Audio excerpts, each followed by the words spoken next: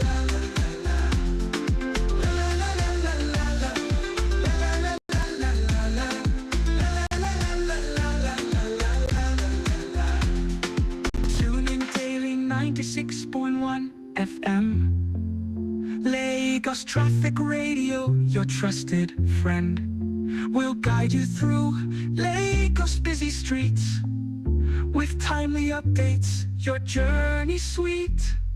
13 years strong, we're moving ahead. T-Radio, our promise to you is spread. To you is timely, reliable, accurate, dynamic, innovative, objective. We're here to help with traffic updates effective. Tune in, tune in,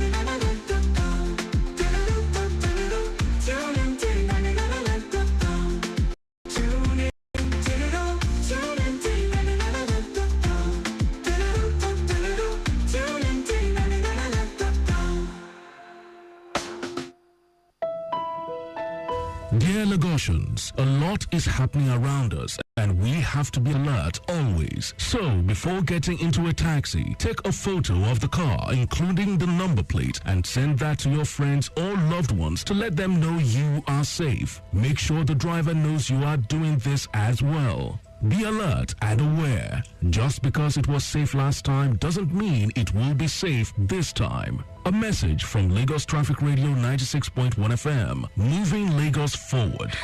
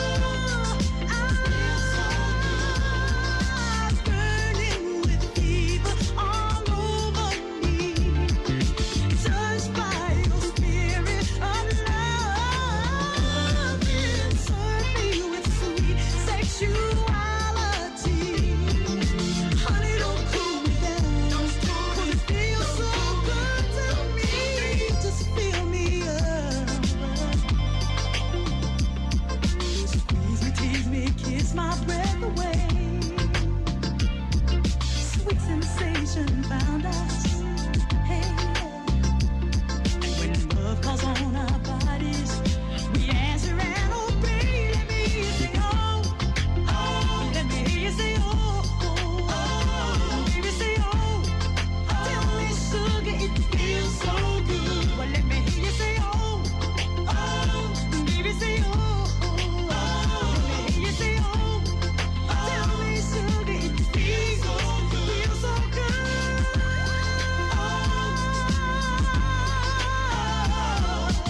Yeah, yeah. Oh, feels so good to me, baby. Yeah, yeah. Oh, yeah. Oh, yeah.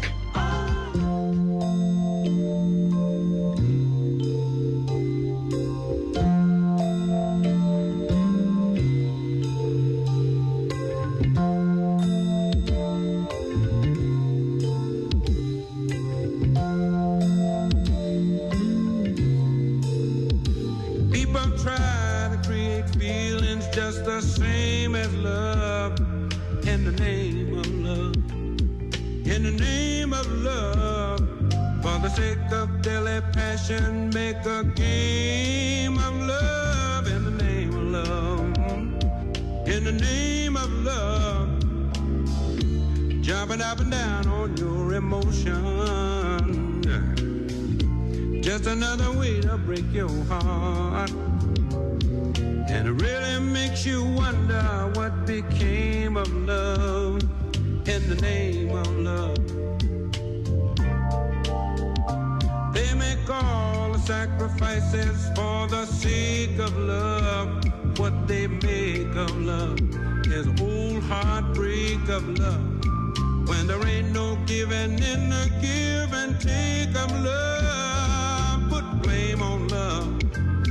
In the name of love, jumping up and down on your emotions. There's another way to break your heart. Oh, there really ain't no feeling quite the same as love. In the name of love.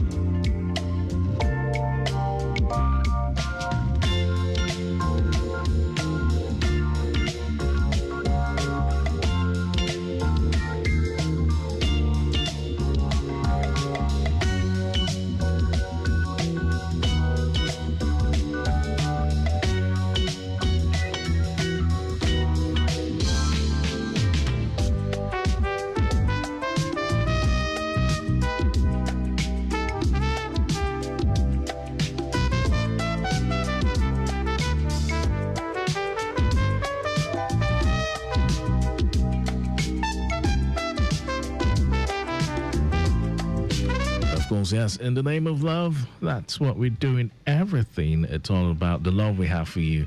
That's why we're here each and every day, helping you navigate Lagos roads with the right information and the right ingredients that you need to make your day, to make each and every day a spicy one. We are Africa's first authentic traffic radio, Lagos Traffic Radio 96.1 FM. And you've been enjoying some Billy with us.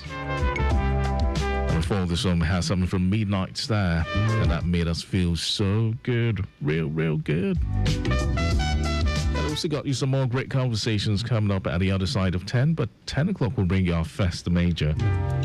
And then at 10:15, we'll be delving into the world of the marine and blue economy. Victor Otero will be here once more to touch down on some maritime discourse.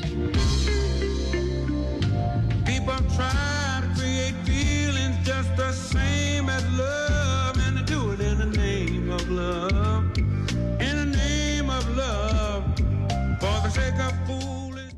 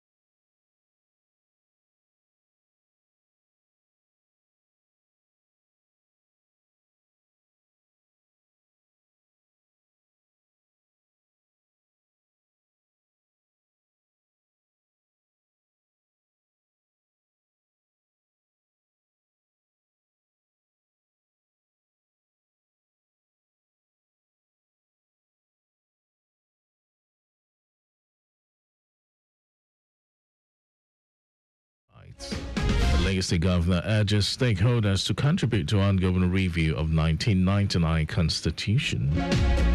Federal government commences urgent structural intervention on Carter Bridge in Lagos. On the foreign team, United States President Donald Trump expresses dissatisfaction with Russia's Vladimir Putin over war decisions. And in sports, head coach Eric Chelle names 35-man squad for 2024 African Nations Championship. And now the details. I am Mike James.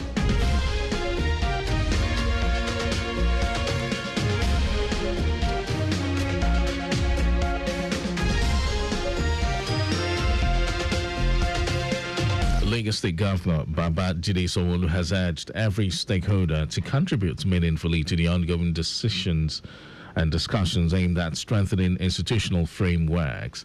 Governor Sanwo-Olu, who was represented by his deputy Obafemi Hamzat, made the call at the opening of a two-day Southwest Zonal public hearing by the Senate Committee on the review of the 1999 Constitution. Based on the positive development at the grassroots, the governor requested for the enlisting of the existing 37 local council development areas of the state as full councils by the federal government and assured of deepened democracy for the benefit of residents. Electoral and judicial system, boosting the involvement of women and youth in our political landscape, ensuring the security and welfare of our citizens, including the crucial discussion around state policing.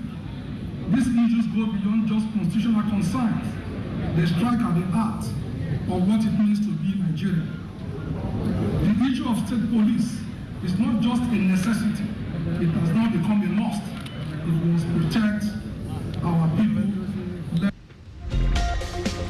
In his welcome address, Deputy Senate President and Chairman of the committee, Jibrin Issa Barao, represented by Zonal Chairman Senate Leader Okpeyemi Bamidele, noted that in collaboration with the House of Representatives and House of Assembly, outcomes that resonate with national consensus will be presented to deepen the nation's democracy.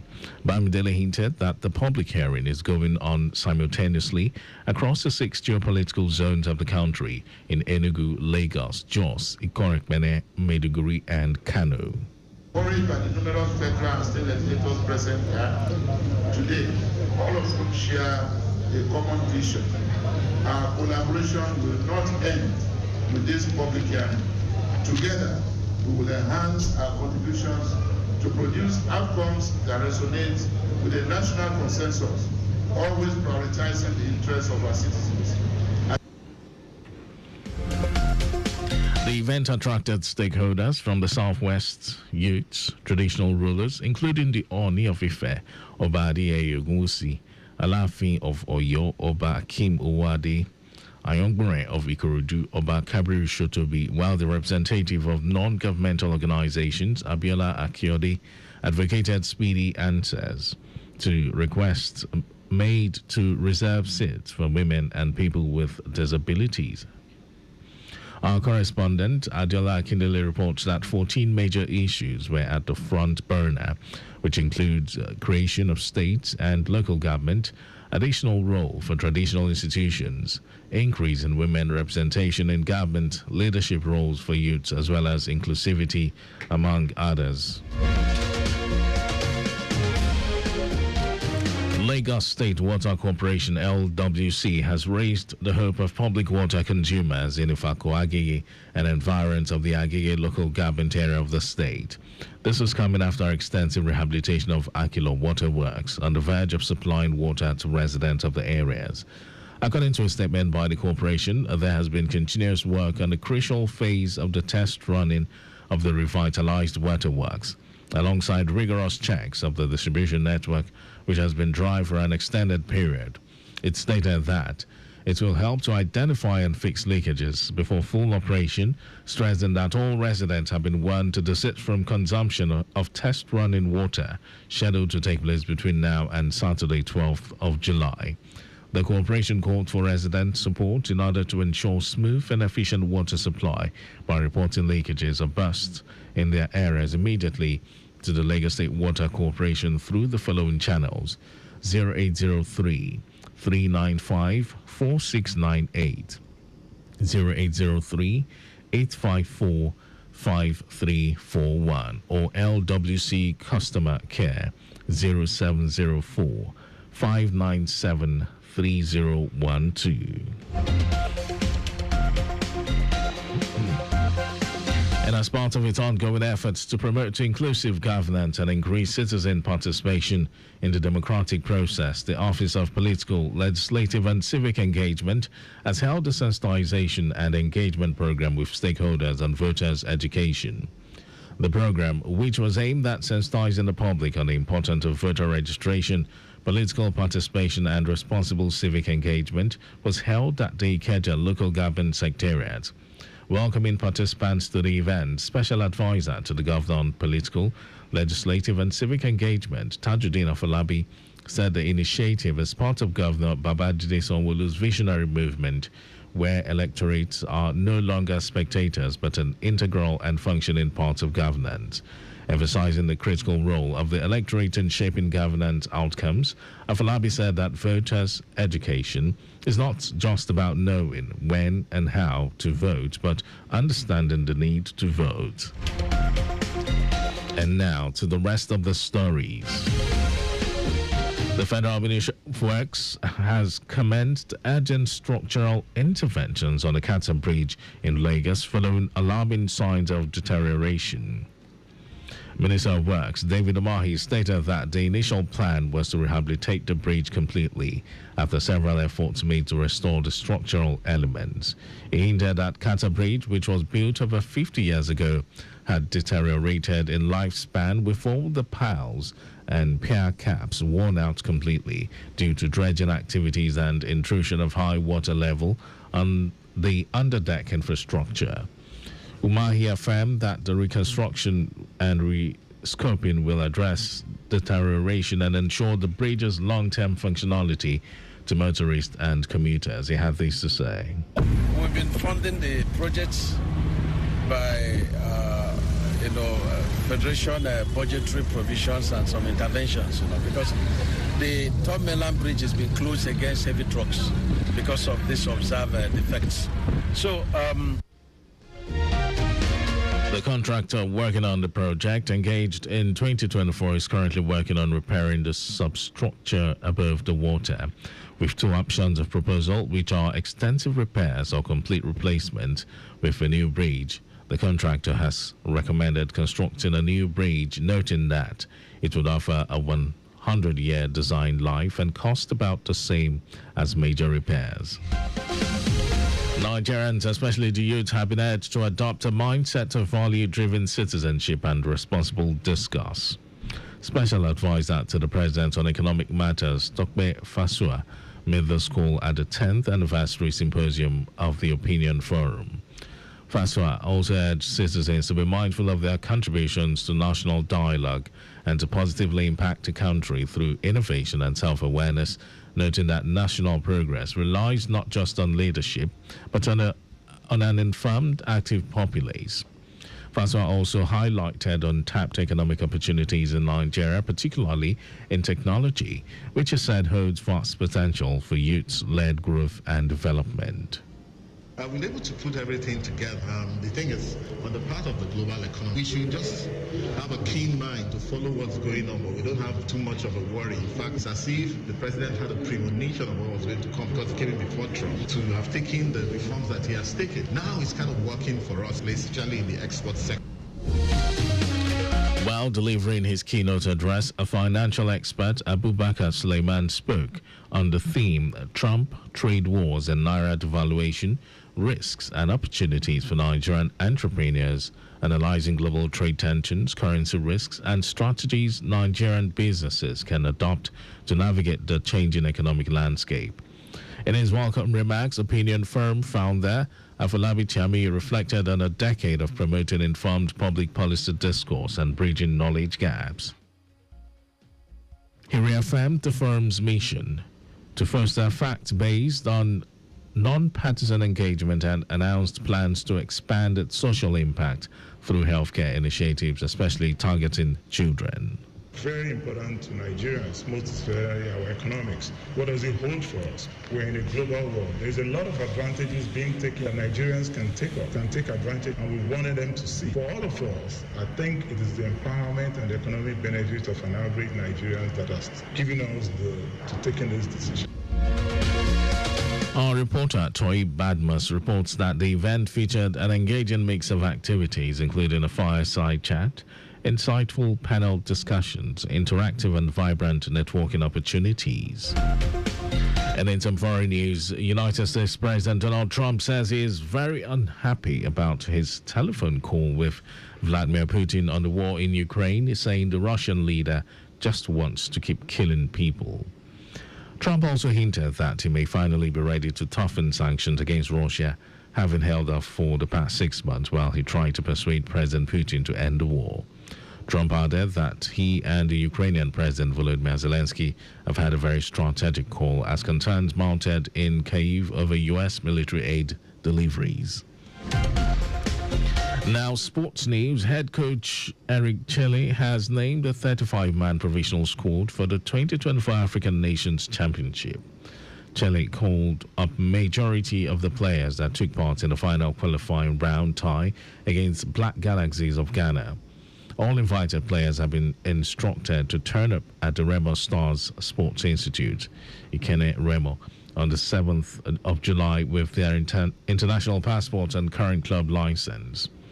The home Eagles are drawn in Group D with holders Senegal, Sudan and Congo.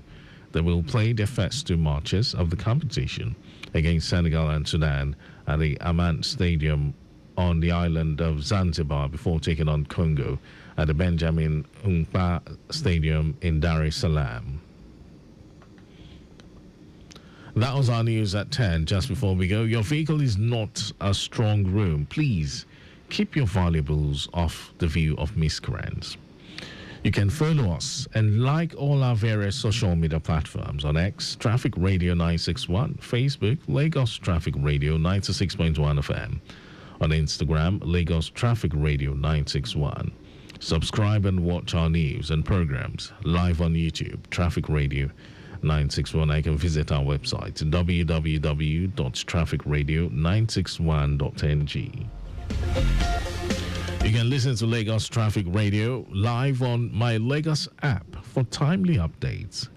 And did you know that the Sanwo-Olu administration provided 450,000 pupils with e-learning devices? You can always get more details on the Legacy Government website. To end the news, here are the highlights of the major stories. Legacy Governor Babajide Sanwo-Olu has urged every stakeholder to contribute meaningfully to the ongoing discussions aimed at strengthening institutional frameworks. The Federal Ministry of Works has commenced urgent structural intervention on the Carter Bridge in Lagos following alarming signs of deterioration. We also told you that the United States President Donald Trump has expressed displeasure over his telephone call with Vladimir Putin on the war in Ukraine, saying the Russian leader just wants to keep killing people. And in sports, head coach Eric Chelle has named a 35-man provisional squad for the 2024 African Nations Championship. And for contacts with the newsroom, send a message to info@trafficradio961.ng. That ends the news broadcast compiled by Adiswa Ejoyoka. Thank you, Lagos. My name is Mike James. Good morning, and thank you for listening.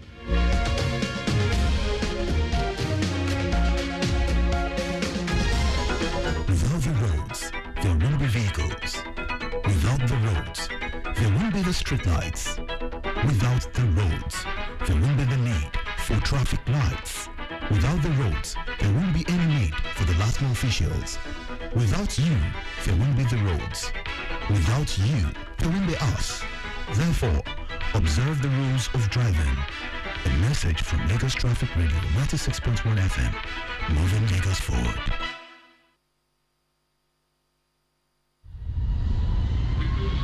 This is Flight Schedule brought to you by Lagos Traffic Radio 96.1 FM.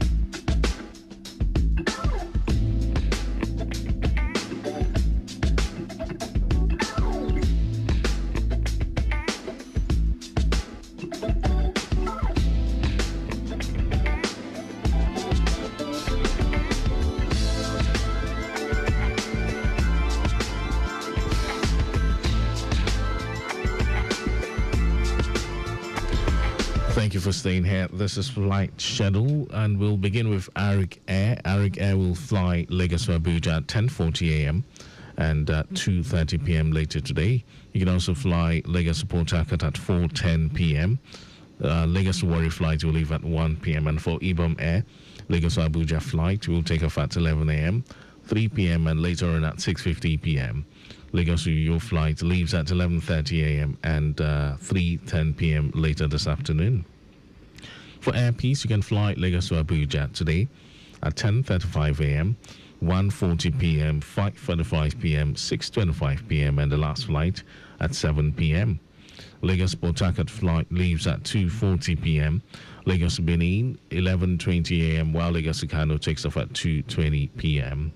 Thank you for listening to Flight Schedule. Coming up next is Maritime Today on Lagos Traffic Radio 96.1 FM.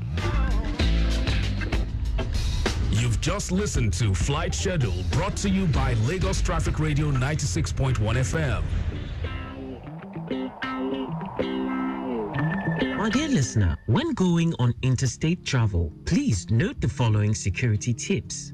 Don't leave too early and don't be caught in the late hours. If possible, try and do away with titles on your phone book. While driving, focus on the road and ensure that every 5 to 7 minutes there is traffic on the returning lane. Do not exceed 100 kilometers per hour. This will help for timely judgment and to look out for traps and to appreciate the terrain. Don't use tinted sheets on your car. It passes a message to bandits and criminal elements that you are a uniformed man or woman. Always have a spare tire, plug, and fuel pumps in your car. Don't ignore this. Even if you're not the one driving, put your phone away and keep your eyes on the road. Moving in a convoy has proven not to intimidate criminal elements. If you must stop to buy food or ease yourself, take that break at a town or village.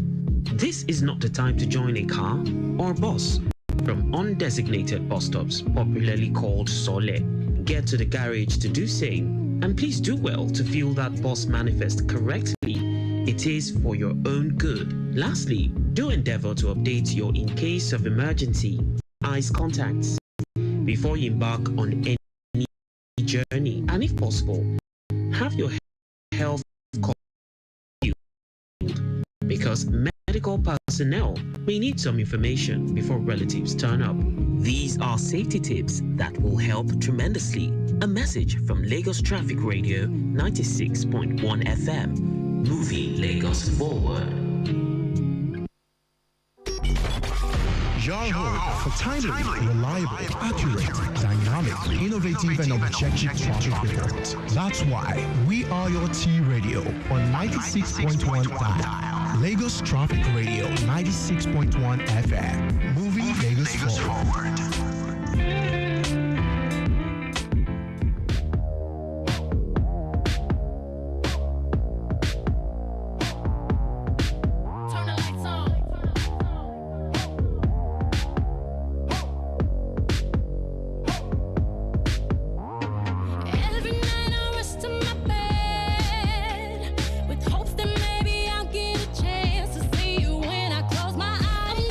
Out of my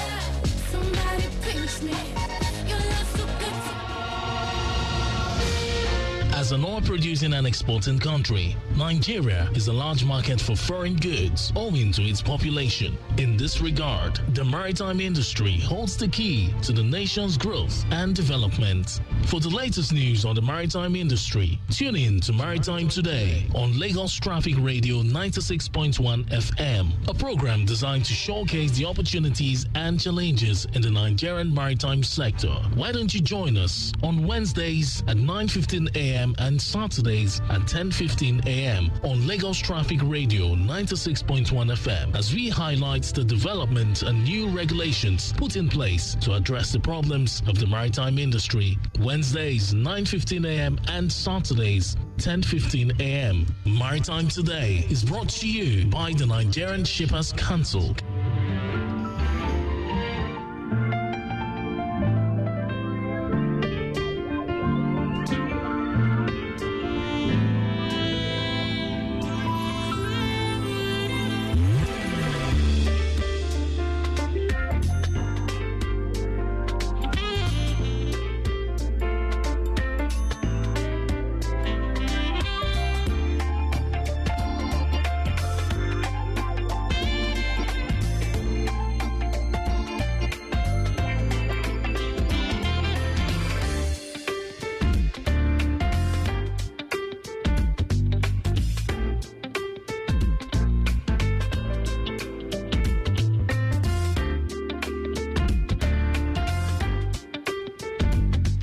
Hello, Lagos, and thanks for keeping faith with your station that guarantees maximum satisfaction when it relates to your movement from one location to another. Yes, Lagos is certainly on the move this beautiful Saturday morning, gliding along the lanes of positivity, equipped with the flaming passion to succeed. You are welcome to another time on radio when the conversation on the busy world of the maritime industry takes a new dimension.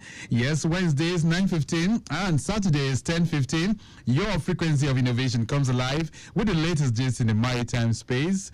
Of course, we are doing this just to foster development in that vital aspect of the nation's economy. And the whole idea behind this initiative is to stimulate very, very rich discourse of the sector, using the thoughts and ideas of the regulators, resource persons, and other stakeholders as recipes for the attainment of a vibrant industry that will become the mainstay of the Nigerian economy. It's nice to have you join us. My name is Victor Oteri.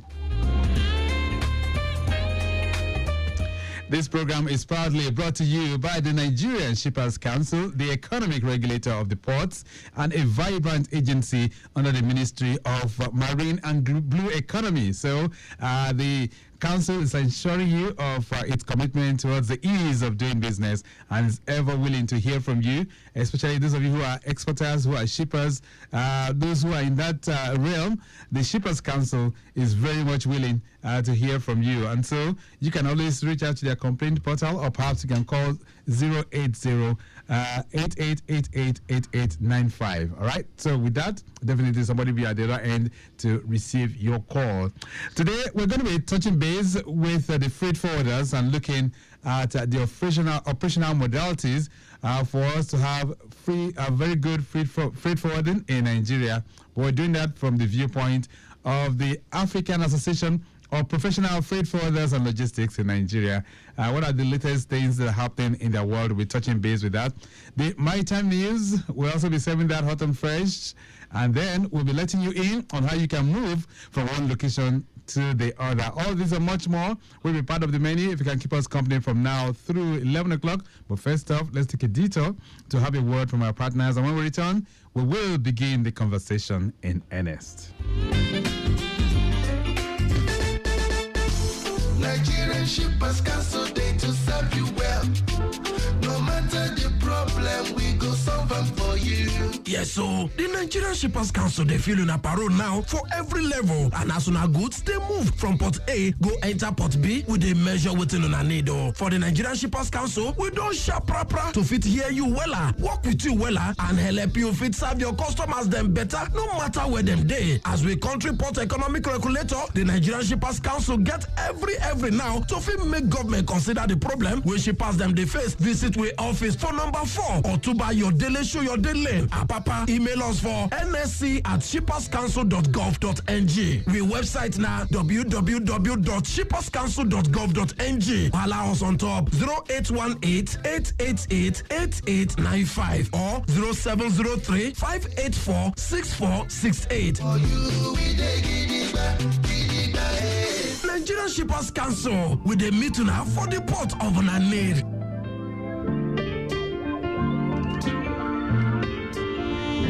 Lagos Traffic Radio 96.1 FM. Maritime Today is the program. Of course, my guest is already seated and we'll be touching base with him very, very shortly.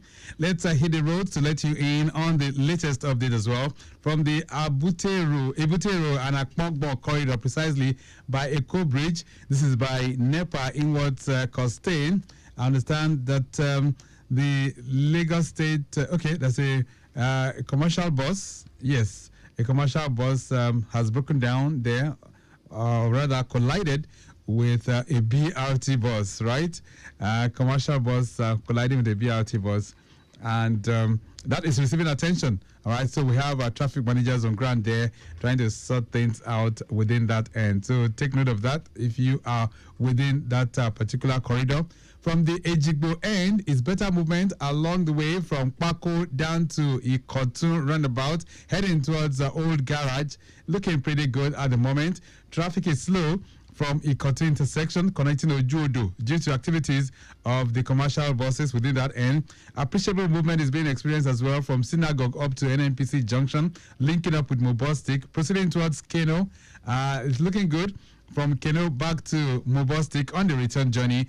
Jakonde Gate and Ijegun Road moving at a slow pace as well due to alternation, which is ongoing at the gates, and then coupled with some bad portions of the road within that particular location. We have traffic managers well placed and strategically placed to ensure that you have it good all within those corridors. So take note of that if you are within that end. If you're making the journey to the island, it's still looking good on the 3rd Milan Bridge. Lekki Peninsula Corridor is free traffic all the way within that end. No major worries. And if you are on the Lagos-Ibadan Expressway, I understand it's still fairly good as well.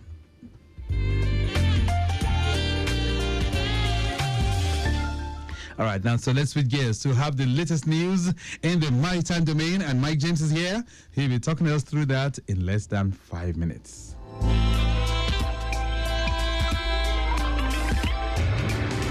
Good morning, here is the Maritime News. The National Policy on Marine and Blue Economy has officially entered its implementation stage to fast-track its rollout. The Minister of Marine and Blue Economy convened a high-level stakeholders forum on Thursday, July 3, 2025 in Lagos. The forum themed strengthening collaboration for effective implementation of the National Policy on Marine and Blue Economy brought together key stakeholders from government, industry, academia, and civil society. The goal was to develop a unified and action-oriented strategy for transforming Nigeria's marine and blue economy sector.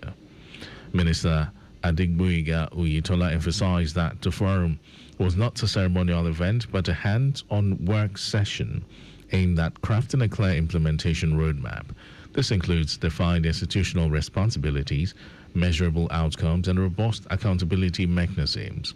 He underscored the importance of interagency coordination, capacity building, and active citizen engagement, stressing that shared ownership is crucial to the policy's success.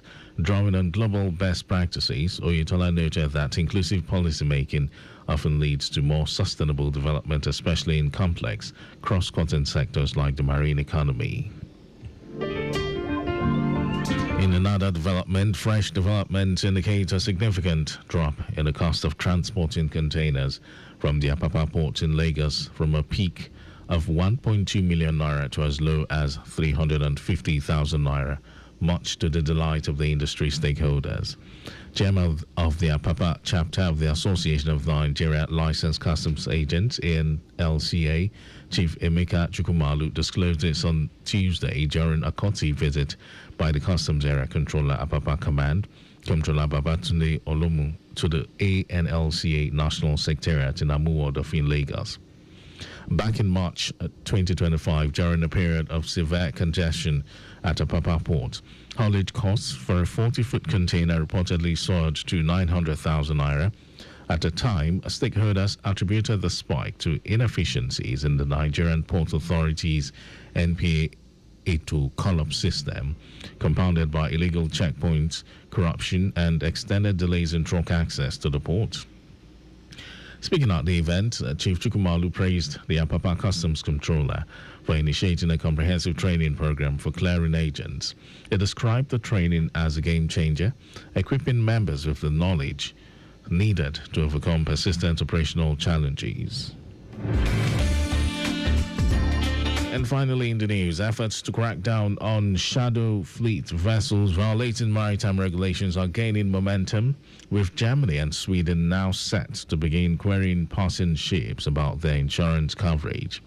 This move aligns with a broader initiative by Baltic and Scandinavian nations as well as the European Union to enforce stricter oversight despite pushback from Russia.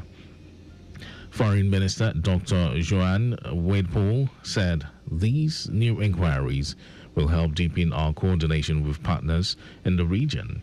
Germany's foreign objective is to increase pressure on Russia's shadow fleet and safeguard the Baltic Sea environment. Effective July 1, German authorities began questioning tankers transiting near Fehmarn Island, an area along a key maritime corridor just 12 miles from Sweden, about their pollution liability insurance. The goal is to mitigate risk from unregulated oil transport.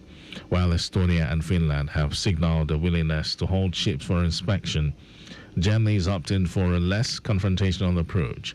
However, it cautions that any irregularities uncovered could trigger broader EU monitoring by the vessel's flag state or lead to the ship being listed under sanctions in the future. And that was Maritime News. Thank you for listening. Over to Victor for the rest of the show.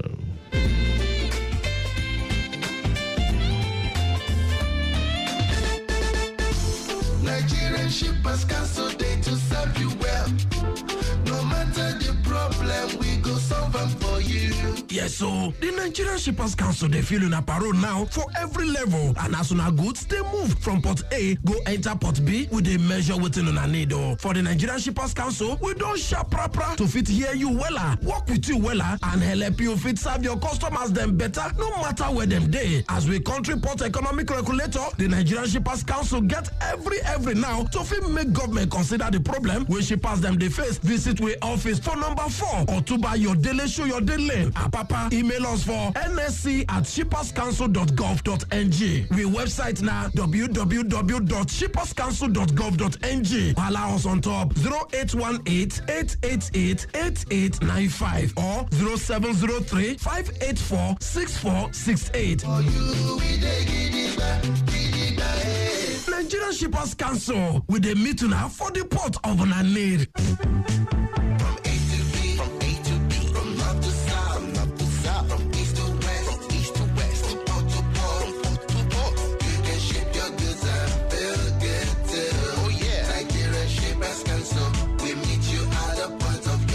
The Nigerian Shippers Council is now better poised with responsive systems in place to help you and other shippers get seamless, stress-free transition for your clients' goods from point A to B. Today at the Nigerian Shippers Council, timeliness, orderliness, transparency, and efficiency is all we care about. Put your complaint through to our helpline 0818-888-8895. Visit us at number 4 Ayodele Shoyode Lane, Apapa, Lagos, or reach us on www.shipperscouncil.gov.ng. Nigerian Shippers Council, we meet you at the point of your need. Nigerian Shippers Council, we meet you at the port of your needs.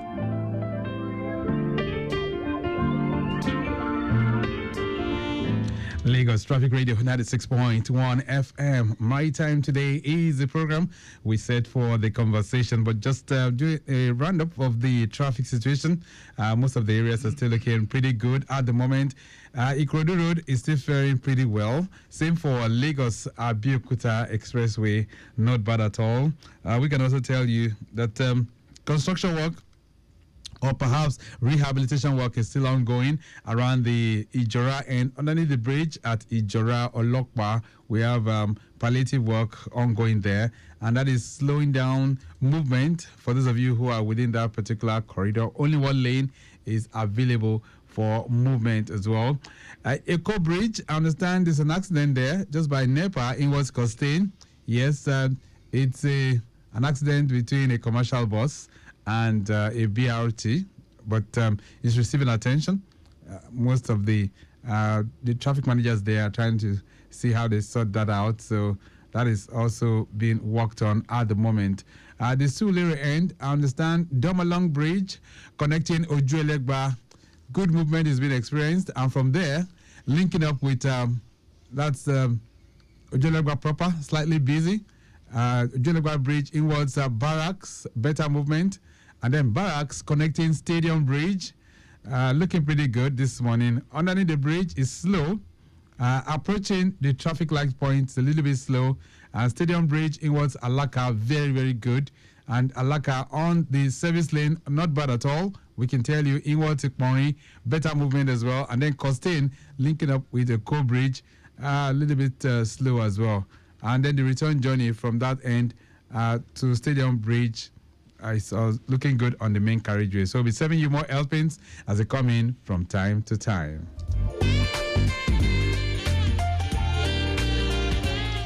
On my time today, this morning, we are touching base with freight forwarders, and we're looking at the operational framework for freight forwarding in Nigeria, the AFLON model. And joining me in the studio this morning, I have forwarder Akim Ayobiojo, who is the chairman of the African Association of Professional Freight Forwarders and Logistics of Nigeria, Tinkan Island chapter. Nice to have you in the building, Mr. Ayobiojo. Good morning.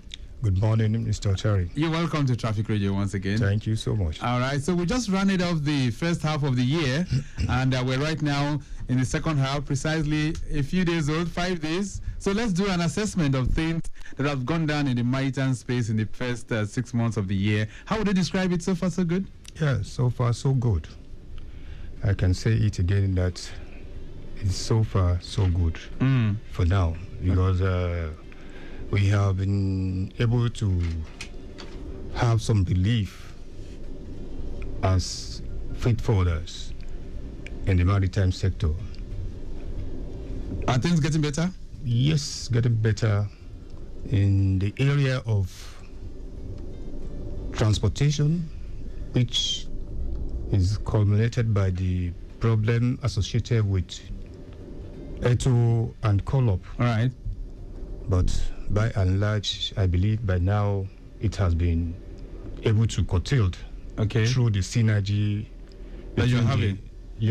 Through the synergy between the area controllers of customs, both Apapa, Tinkan Island. All right. They have seriously worked towards making sure that things the traffic systems are.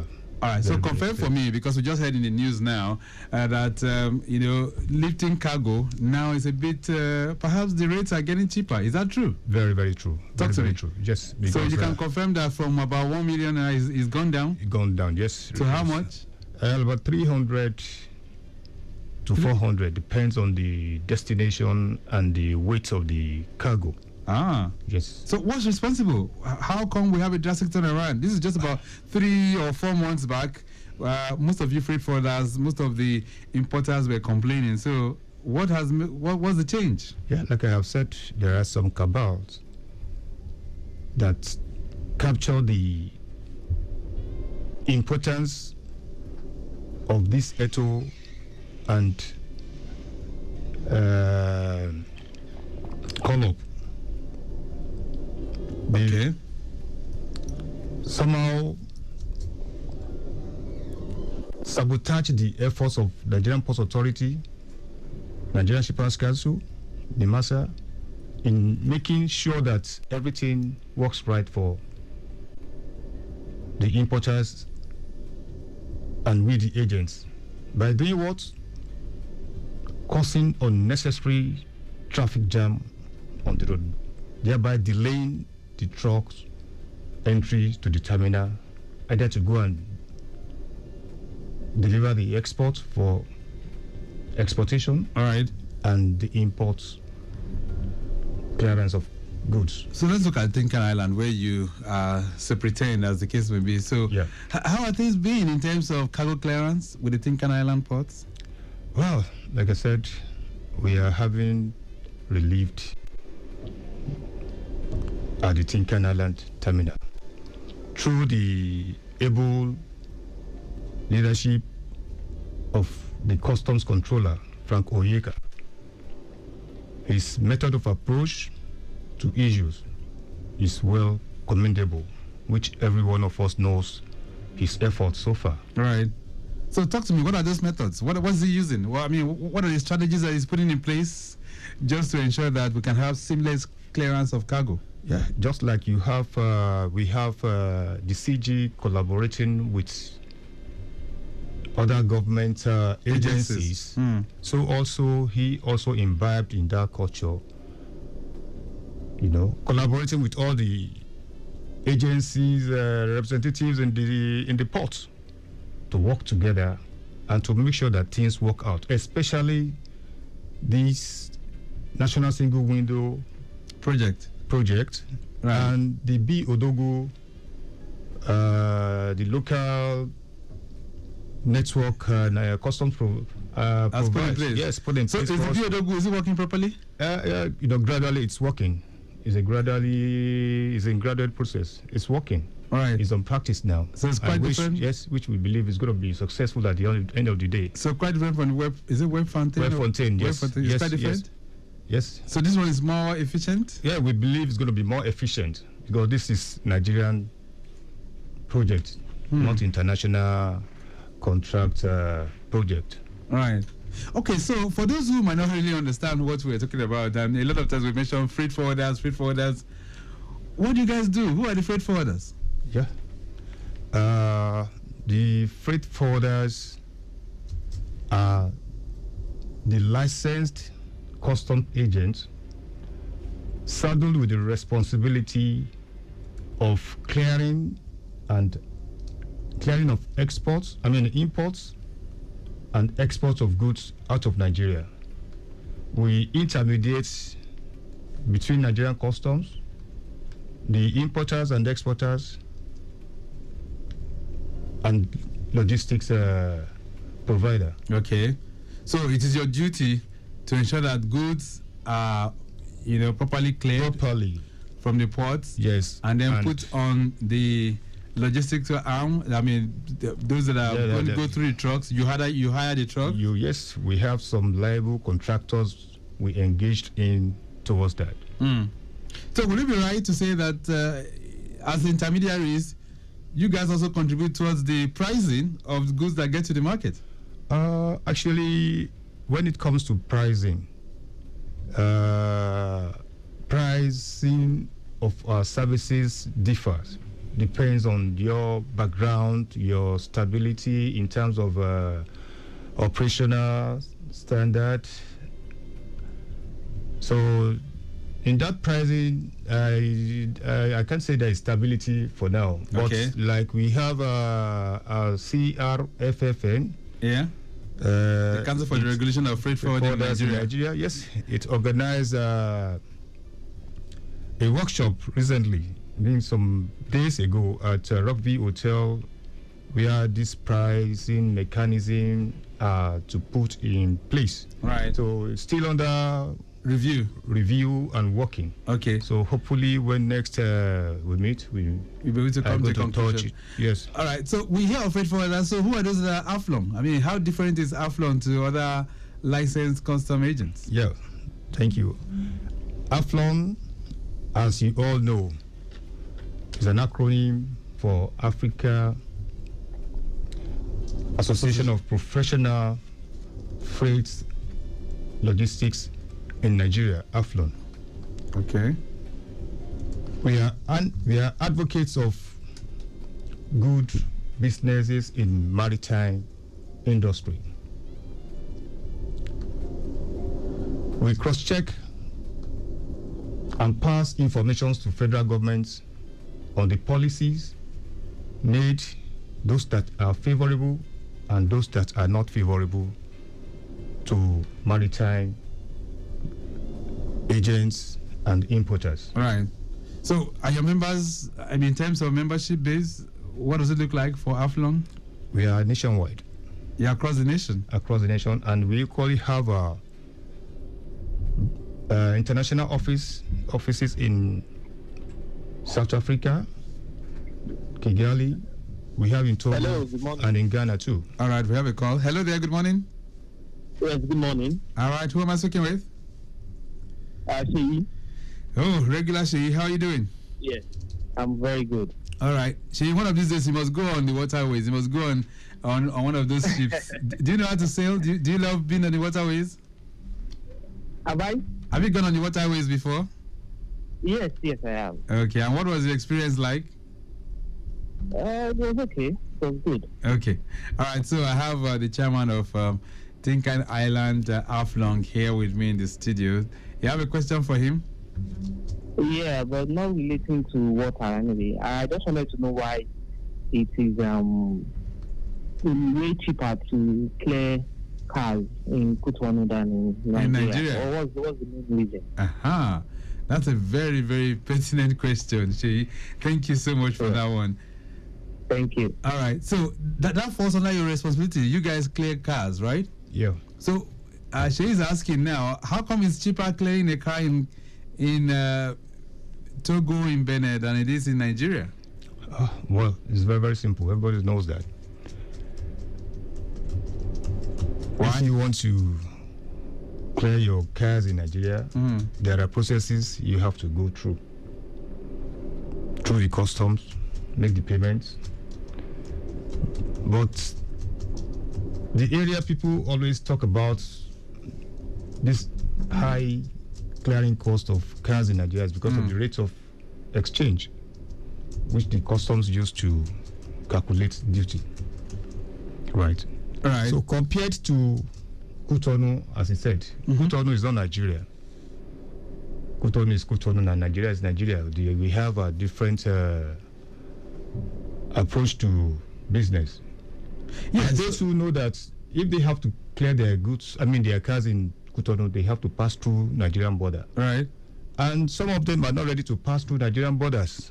They prefer to cut corners, and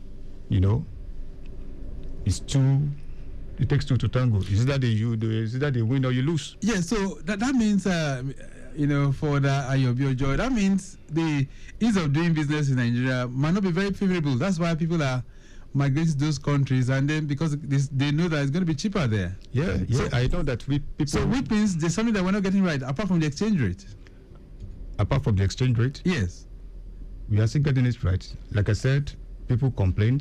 There's no how that will not take place. But there's no how you can compare Nigeria and Cotonou together, because if you consider the difference between the clearing of cars in Cotonou to Nigeria, you'll be able to understand that it is minimal, not so much as people expect. So let's put it in context right now. So if somebody is bringing in a car to Nigeria today, let's say a 2015 model, how much will it take to clear that vehicle? Well, it depends on the type of vehicle. Okay. A saloon car, for instance. A saloon car, for example. 2015 model. Yes. Will it cost me up to 10 million to clear it? Should be talking about 5 to 6 million. Is it 5 to 6 million? Yes. Now, if I'm going to use that, and in Cotonou, for instance, I'm sure it's going to cost less, far less. Well, like I said, they cut corner there, and there's no how you can cut corner in Lagos again. Is that the reason? Well, that's the reason, to my understanding. All that's right. the reason. Okay, the Lagos Traffic Radio 96.1 FM. Maritime today is the program, and I see her with me in the studios this morning, Akim Ayobiojo, who is the chairman of the Tinkan Island branch of AFLON, the African Association of Professional Logistics, Professional Freight Forwarders and Logistics in Nigeria. There's a message here. It says, "Good morning, sir. As a small business owner who imports fabrics from China, I face delays clearing my goods. How is AFLON addressing these port delays?" Kemi is sending this one in from Balogun in Lagos Island. All right, so what are you guys doing about delays in clearance of goods? Thank you for the question. I will let you know that Nigeria Customs Service always emphasizes on compliance. When you are compliant with the goods to import, you don't cut corner, you don't change the federal government of Nigeria, you pay the normal duty you are supposed to pay. I don't see any reason why your goods will be delayed. Tell us, what's the process? For you not to be delayed, what is required? Yeah, going through the normal channel, you get your Form M open at the appropriate time, you process your PA, pay your normal duty, the actual duty you're supposed to pay to the federal government of Nigeria. You pay it. I don't see any other reason why you have to experience any delay from anybody. So your PA is what now? Your pre-arrival assessment report? Report, yes. Okay. So that must be part of what you're going to submit? And SON certificate too. All right. Once all this is submitted, how long will it take? Less than under 1 week. We know we have some challenges through the network services, network providers, sometimes from the shipping company and the terminal operators, which we have raised complaints several times to Nigeria Shippers Council and those authorities in concern. And I believe they are still working on it, on how to make these network work perfectly. Right. So is the clearance of goods in the port. So the network is a major problem. Very, very. What about scanners? Scanners are there, but they are working. They're working efficiently. Yes. So that's not a major problem then. No. All right. So what do you think is needed from AFLON's perspective? What do you think is needed for us to really stimulate things and make it better with the maritime space, especially in the ports? Yeah. You see, the major problems I know that we have is human factors. There are some officers who take advantage of their relationship with their senior officers not to resume at the right time for them to resume, not to be serious with the work they are assigned to do, and at the same time taking some time to delay goods, looking for one excuse or the other, in order to exploit and extort, So do we still have the presence of all those agencies? Of course, we still have it. But like I said, the current controller of customs in Tinkerland is working is seriously and assiduously working to make sure that things goes normal. All right. 09153877127. This one says, good morning, sir. I once had a container stuck at Tinkan Island for 14 days due to documentation issues. Can AFLON or the responsible agencies simplify this clearance process? Osita is sending that one. Osita, thank you so much. So, if you have that, people will be paying demurrage. Is that not correct? Of course, yes, they will. So, what's government doing about that? It's not my fault that these things are delayed sometimes. So, why would I have to pay? Well, that is one of the major issues as well. Demorages and storages, as the case may be.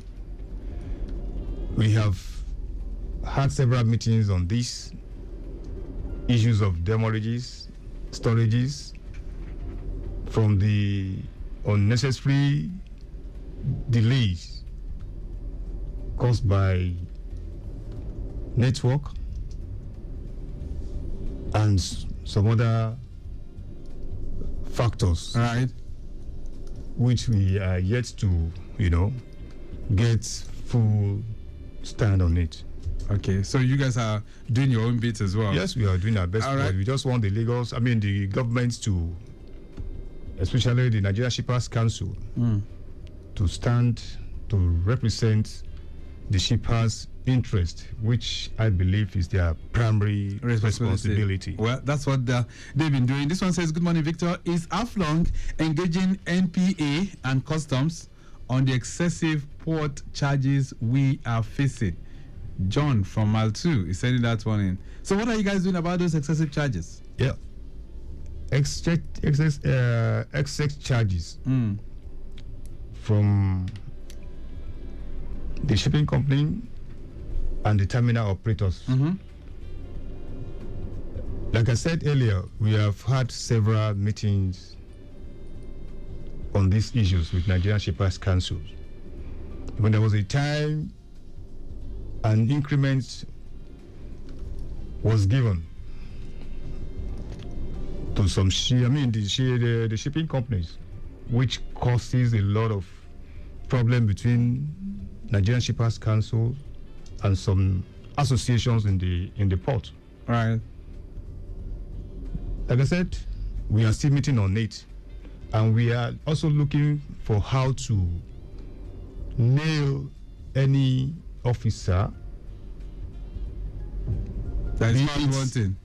That found wanting. All right. When you delay job unnecessarily through the query that cannot be substantiated, which eventually released, then what happens to the demurrage charges that got to be paid? Has to be paid. Okay. So we are looking forward to see how such an officer, be made to responsible for such a demurrage. All right. This one says, what has been done to tackle the multiple layers of touts and middlemen inflating clearance costs? Obina is send that one in. Do you still have those kind of middlemen? I'm not sure there is. Okay. It has reduced. It has reduced? Yes. The present administration has made sure such acts are not, visible as before. Okay.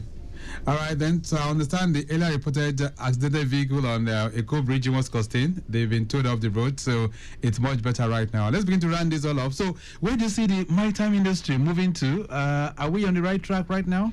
Ayobiojo? Yeah. With the present Minister of Marine and Blue Economy, the legacies is laying for maritime industry to be of international standard, coupled with Nigerian customs under the current CG controller, CG, Mr. Wali Adeniyi. I believe things are on the right track. Nigerian maritime industry will be a thing of glory to Nigeria. All right, then we'll leave it at that for now. There's a lot, I'm sure, to talk about, but of course, time never really our friend.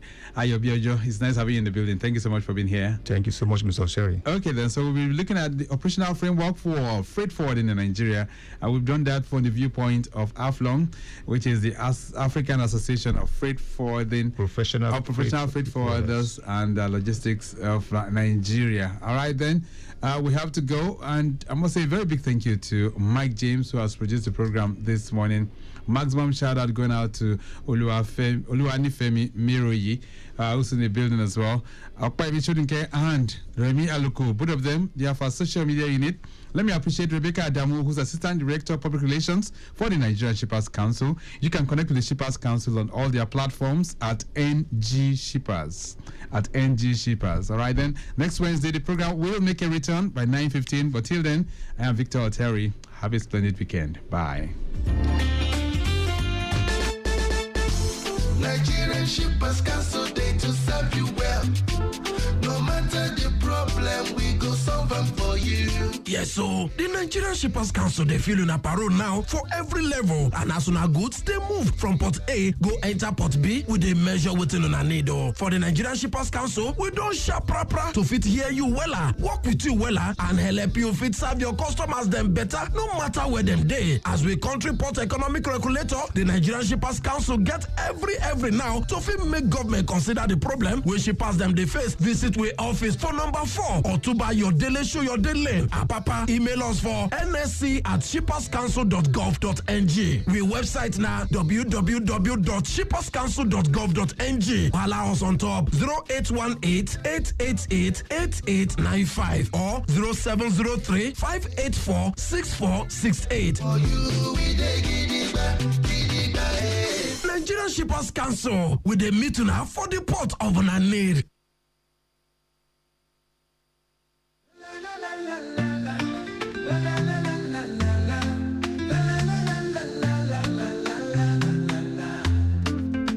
Lagos traffic, a challenge we faced, but now we have a solution, a better pace. Lagos Traffic Radio 96.1 FM. We're here to guide you wherever you may be. 13 years strong, we're moving ahead. T-Radio, our promise to you is spread. Timely, reliable, accurate, dynamic, innovative, objective. We're here to help with traffic updates effective. Our motorbike reporters on the ground, live camera updates all around. Waterways, flights, trains, and shipping too. We're here to keep you informed with updates anew. 13 years strong, we're moving ahead. T-Radio, our promise to you is spread. Timely, reliable, accurate, dynamic, innovative, objective. We're here to help with traffic updates effective. Tune in daily 96.1 FM. Lagos Traffic Radio, your trusted friend. We'll guide you through Lagos busy streets. With timely updates, your journey sweet. 13 years strong, we're moving ahead. T-Radio, our promise to you is spread. Timely, reliable, accurate, dynamic, innovative, objective. We're here to help with traffic updates effective. La la la la la la la. La la la la la la. La la la la la la la la la la la. La la la la la la la. La la la la la la la. La la la la la la la. Tune in daily 96.1 FM. Lagos Traffic Radio, your trusted friend. We'll guide you through Lagos busy streets. With timely updates, your journey sweet. 13 years strong, we're moving ahead. T-Radio, our promise to you is spread. To you is timely, reliable, accurate, dynamic, innovative, objective. We're here to help with traffic updates effective. Tune in to 99.1. Tune in to 99.1. Tune in to 99.1.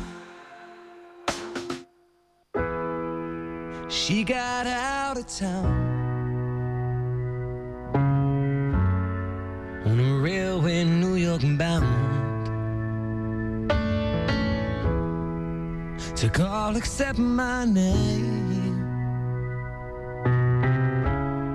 Another alien on Broadway.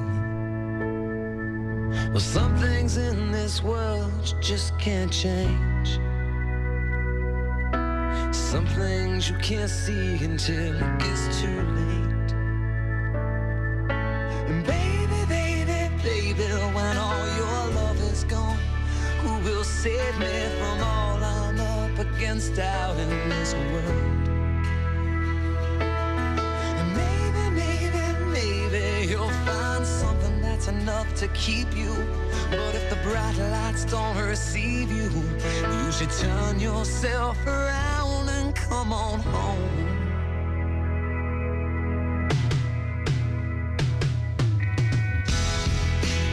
I got a hole in me now.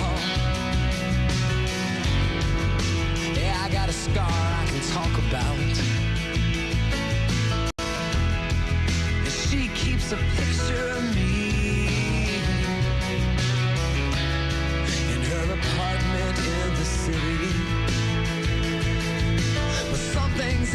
this world, man, they don't make sense. There's some things you don't need until they leave you. Then the things that you miss, you say, baby, baby, baby, when all your love is gone, who will save me from all I'm up against out in this world? And maybe, maybe, maybe you'll find something that's enough to keep you. But if the bright lights don't receive you, you should turn yourself around and come on home. Let that city take you in. Come on. Let that city spit you out. Come on. Let that city take you down. Yeah. For God's sakes, turn around.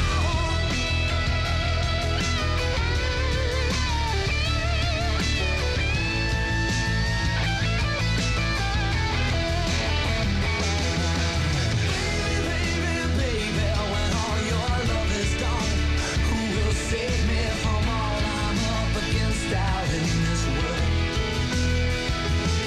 Well, maybe you'll find something that's enough to keep you. But if the bright lights don't receive you, well, turn yourself around, girl. Come on home. Yeah, come on home. Baby, come on home. Yeah, come on home.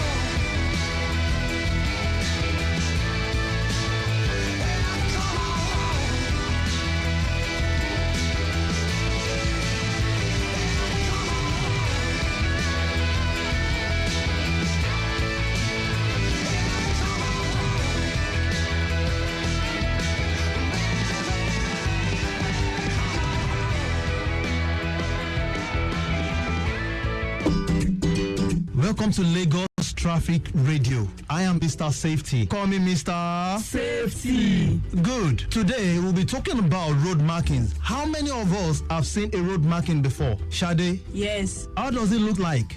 It is those paints that used to be on the road. Let's applaud Shade. Road markings are those paintings or lines made with paints to warn, inform, and direct us for our safety. Do we understand? Yes. Example of road markings. Number 1, zebra crossing. What do I say? Zebra crossing. Good. Zebra crossing is a portion of the road painted with white and black stripes like that of the zebra skin. It indicates that drivers are to stop for people to cross the road safely. What are you to do when you're driving and you see the zebra crossing? We should stop so that people can cross the road. Good. Number 2, broken white lines. What do I say? Broken white lines. The broken white lines indicate that you can change lane and overtake the vehicle in front of you, but with caution. Is that okay? Yes. Number 3, straight white lines. This is seen on a two-way road and it indicates you can't overtake the vehicle in front of you. Do you understand? Yes, Mr. Safety. Good. What are the examples of the road markings? Number 1, Zebra crossing. Number 2, Broken white lines. Number 3, Straight white lines. Great and brilliant students, always watch out for these road markings when driving. See you again in our next class. Bye, Mr. Safety. This message is from Lagos Traffic Radio 96.1 FM. My dear listener, when going on interstate travel, please note the following security tips. Don't leave too early and don't be caught in the late hours. If possible, try and do away with titles on your phone book. While driving, focus on the road and ensure that every 5 to 7 minutes there is traffic on the returning lane. Do not exceed 100 kilometers per hour. This will help for timely judgment and to look out for traps and to appreciate the terrain. Don't use tinted sheets on your car. It passes a message to bandits and criminal elements that you are a uniformed man or woman. Always have a spare tire, plug, and fuel pumps in your car. Don't ignore this. Even if you're not the one driving, put your phone away and keep your eyes on the road. Moving in a convoy has proven not to intimidate criminal elements. If you must stop to buy food or ease yourself, take that break at a town or village. This is not the time to join a car or bus from undesignated bus stops, popularly called Sole. Get to the garage to do same, and please do well to fill that bus manifest correctly. It is for your own good. Lastly, do endeavor to update your in case of emergency eyes contacts before you embark on any journey, and if possible, have your health columns properly filled, because medical personnel may need some information before relatives turn up. These are safety tips that will help tremendously. A message from Lagos Traffic Radio 96.1 FM, moving Lagos forward.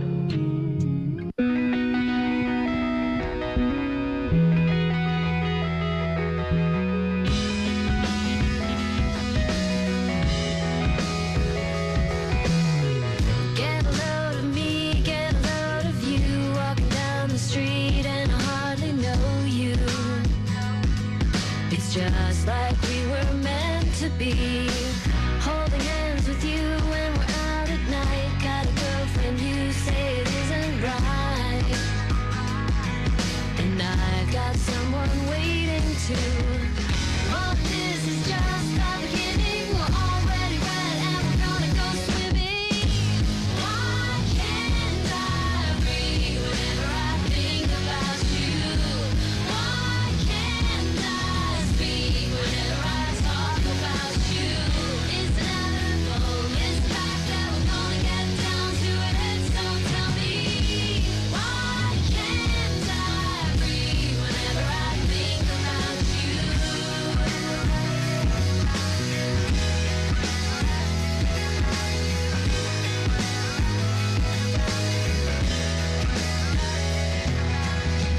Isn't this the best part of waking up? Finding someone else you can't get enough of. Someone who wants to be with you too. It's an itch we know we're gonna scratch. Gonna take a while for this egg to hatch. But wouldn't it be beautiful? Here we go, we're at the beginning. We haven't walked yet, but my head's spinning. Why can't I breathe whenever I think about you? Why can't I speak whenever I talk about you? It's inevitable, it's the fact that we're gonna get down to it. So tell me, why can't I breathe whenever I think about you? I'd love for you to make me wonder where it's going. I'd love for you to pull me under. Something's growing out of this that we can control. Baby, I'm dying. Why can't I breathe whenever I think about you? Why can't I speak whenever I talk about you? Why can't I breathe whenever I think about you? Why can't I speak whenever I talk about you? It's inevitable, it's the fact that we're gonna get down to it. So tell me, why can't I breathe whenever I think about you?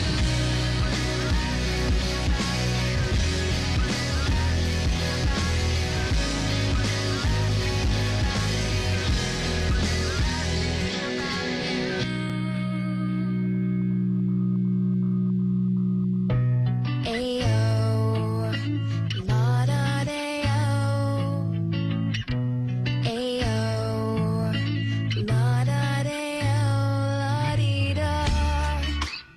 Sometimes I give in to sadness, sometimes I don't.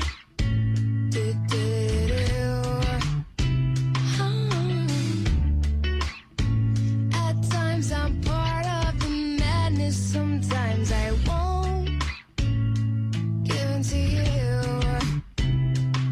You see, in a way, I have been drifting down a river to nowhere, and you're giving me nothing.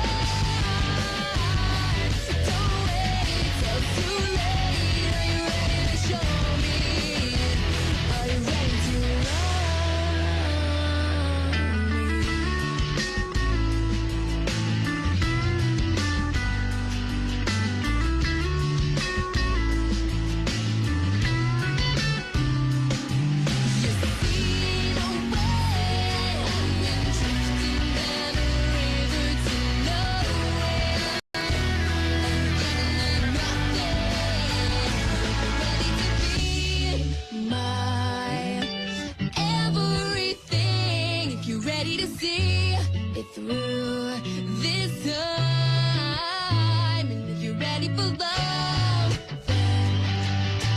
this I will bring. But I'm not gonna wait for you forever this time. And if you're ready to be my everything, and if you're ready to see it through this time, if you're ready for love, then baby, this I will bring. But I'm not gonna wait forever this time. La-di-da-ay-oh, la-da-day-oh, la-di-da.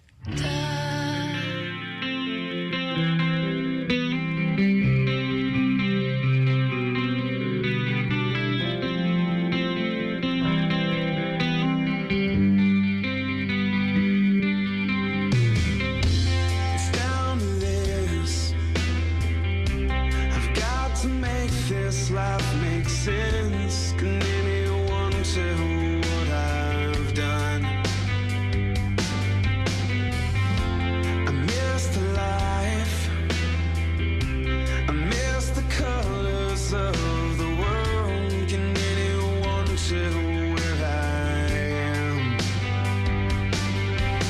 'Cause now again I found myself so far down, away from the sun that shines into the darkest place. I'm so far down, away from the sun again, away from the sun again.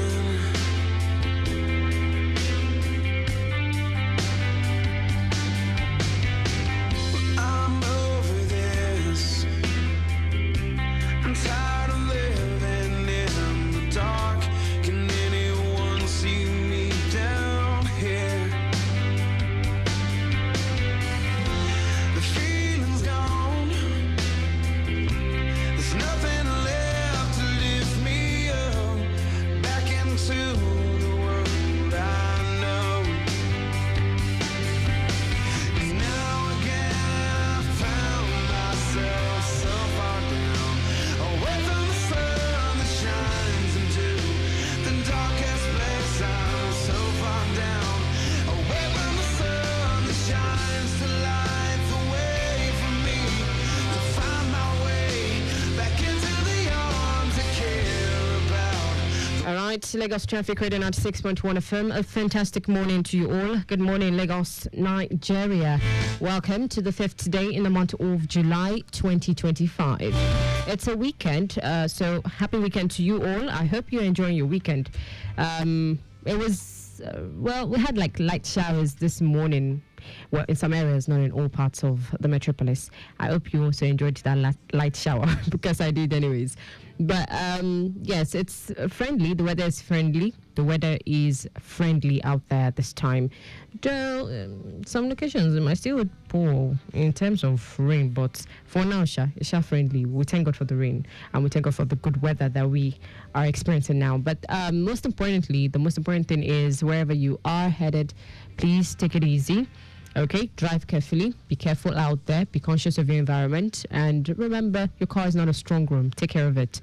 Okay, make sure you do the necessary checks on your car, in your vehicle. Check the battery to be sure it's good. Check your tires. Check everything that needs to be checked. Okay, in your vehicle, just to be sure that it's good. Okay, before setting out, so that you do not experience those that touch the heart. Right.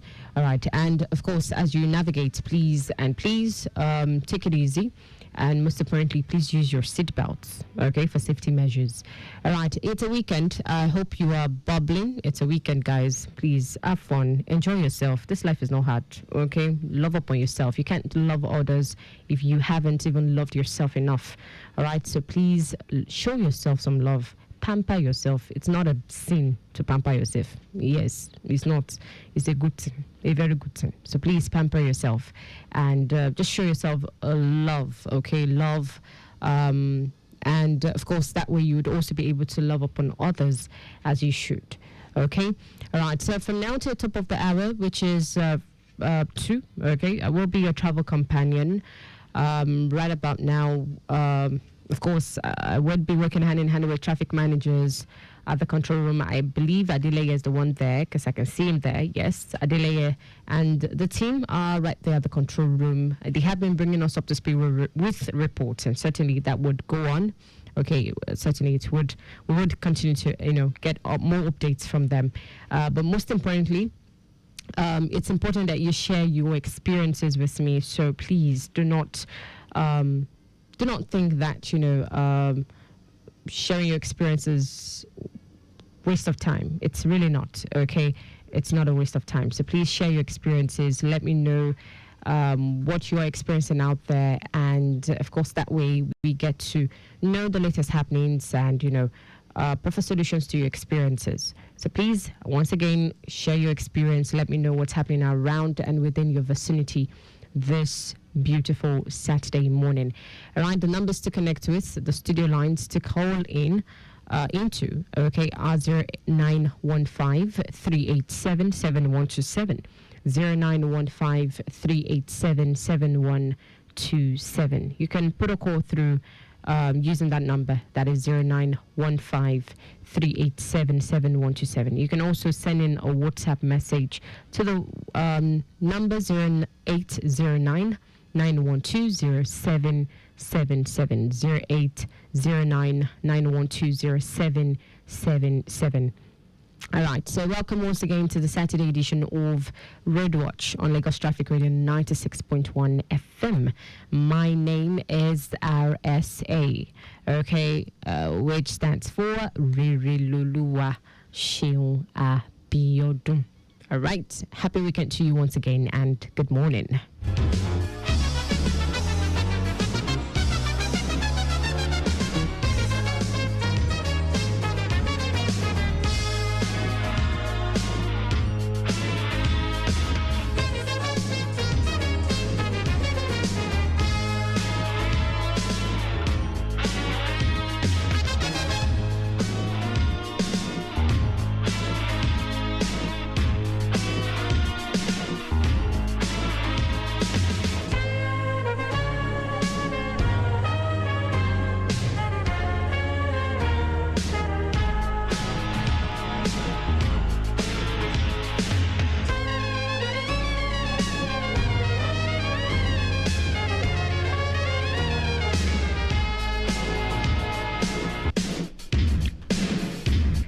Let's quickly bring you up to speed with updates.